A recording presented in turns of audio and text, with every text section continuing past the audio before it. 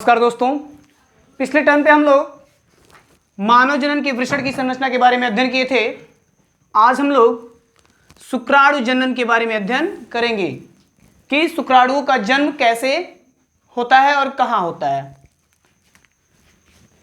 वृषण कोश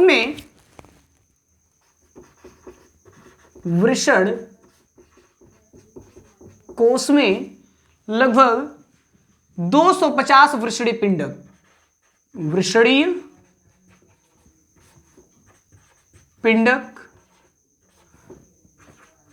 पाए जाते हैं जिनकी आकार थैली रूपी होती है। इन वृषणीय पिंडकों में नली रूपी संरचना, ये आपको दिखा रहा है, लगभग 1 से 3 नली रूपी संरचना पाई जाती हैं जिन्हें हम शुक्रजन नलिका कहते हैं। शुक्रजन नलिका, जिनकी संख्या कितनी होती है? 1 से 3। इन्हीं शुक्रजन नलिका में शुक्राणुओं का जन्म होता है। यहां पे मैं लिख दे रहा हूं, शुक्राणुओं का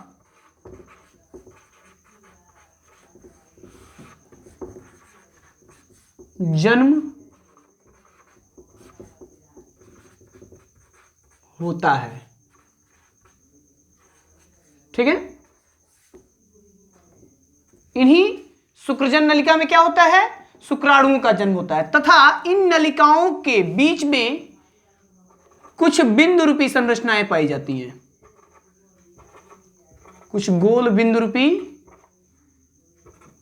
संरचनाएं पाई जाती हैं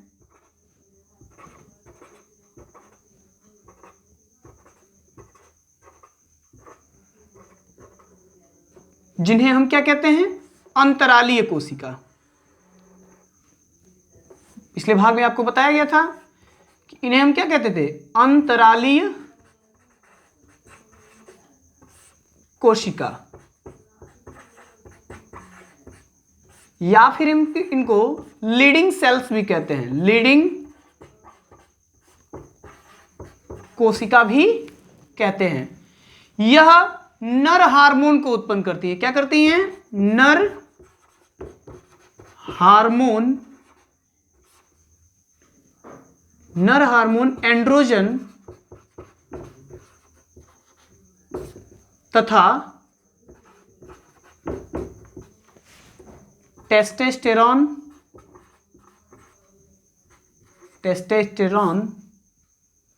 को उत्पन्न करने का कार्य करती हैं।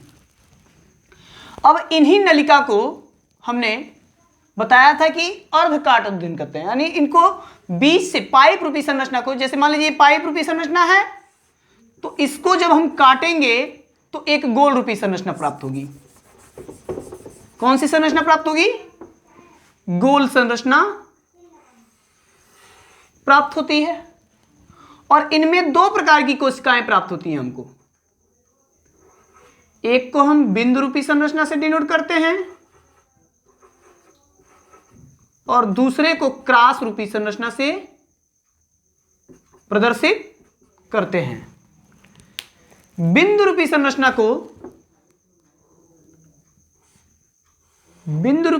को शुक्रजन कोशिका कहते हैं और इन्हीं शुक्रजन कोशिका में शुक्राणुओं का जन्म होता है तथा क्रॉस रूपी संरचना को सर्टोली कोशिका कहते हैं। सर्टोली कोशिका कहते हैं, जो क्या करती हैं? पोषण प्रदान करने का कार्य करती हैं। तो शुक्रजन कोशिका शुक्राणुओं को जन्म देती हैं तथा सर्टोली कोशिका क्या करती हैं? शुक्राणुओं को उत्पन्न हुए शुक्राणुओं को पोषण प्रदान करने का कार्य करती हैं, जिससे वह आगे का संचालन कर सके। अब इन्हीं शुक्रजन नलिका को हम यहां पे अध्ययन करेंगे, जिनमें शुक्राणुओं का जन्म कैसे होता है जानेंगे।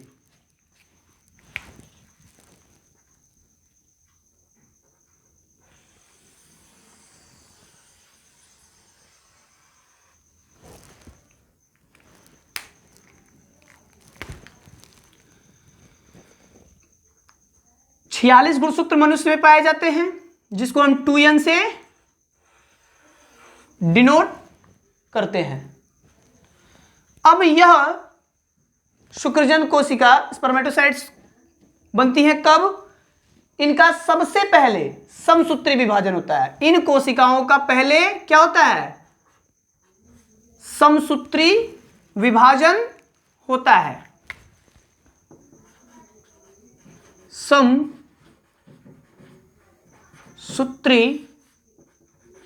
विभाजन अर्थात समसूत्री विभाजन के दौरान यह पहले 46 नंबर की जो कोशिका होती है अर्थात 2n कोशिका, द्विगुणित कोशिका बढ़ती है तो क्या होती है? प्राथमिक कोशिका का निर्माण होता है,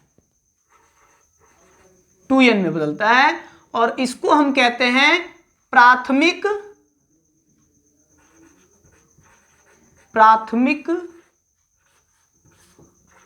शुक्रजन कोशिका। इंग्लिश में हम इसको प्राइमरी स्पर्मेटोसाइट्स,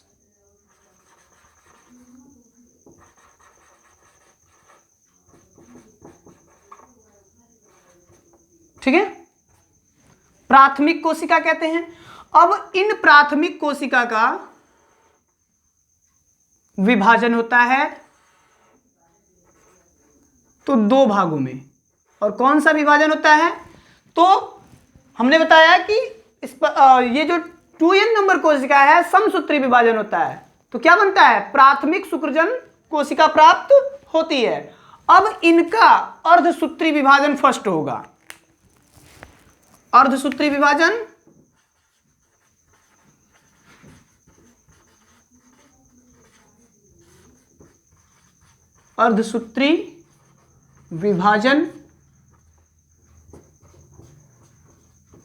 फर्स्ट।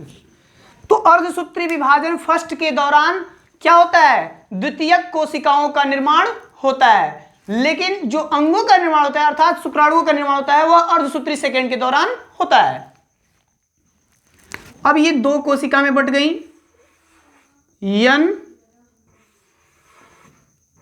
और यन, ठीक है। अब इनका नाम क्या देंगे हम? प्राथमिक शुक्रजन कोशिका हो चुकी थी तो इनका नाम हो जाता है द्वितीयक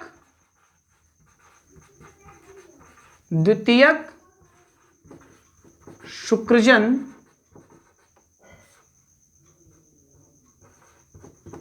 कोशिका, जिनको इंग्लिश में सेकेंडरी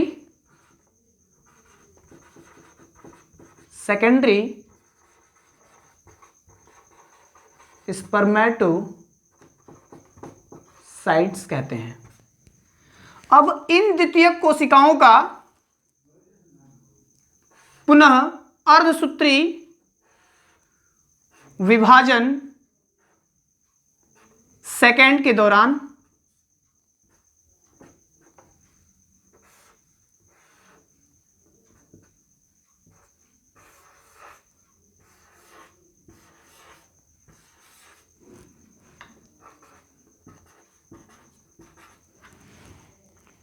ठीक है। यहां पे अर्धसूत्री विभाजन द्वितीय होता है। अर्धसूत्री विभाजन सेकंड। अब इनके दौरान क्या बनते हैं? हमने बताया प्राथमिक शुक्रजन कोशिका अर्धसूत्री विभाजन फर्स्ट के द्वारा दो द्वितीयक शुक्रजन कोशिका बनती हैं। अब इनका जब अर्धसूत्री विभाजन द्वितीय होता है तब स्पर्मेटिड्स का निर्माण होता है। किसका निर्माण होता है? इनसे स्पर्मेटिड्स,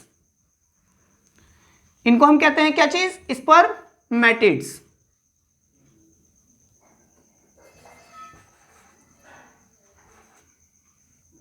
यहां पे हिंदी में इसको शुक्राणु प्रसू कहते हैं, शुक्राणु प्रसू, स्पर्मेटिड्स।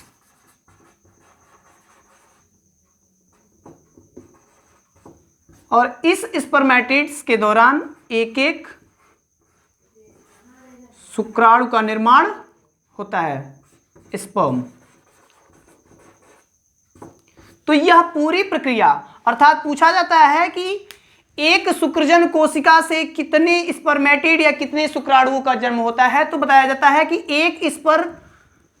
एक शुक्रजन कोशिका से 4 शुक्राणु बनते हैं। एक शुक्रजन कोशिका से 4 शुक्राणु बनते हैं। इस तरह से विभिन्न प्रकार की शुक्रजन कोशिका से विभिन्न शुक्राणुओं का निर्माण होता है। अब शुक्राणु जनन कहते किसे हैं?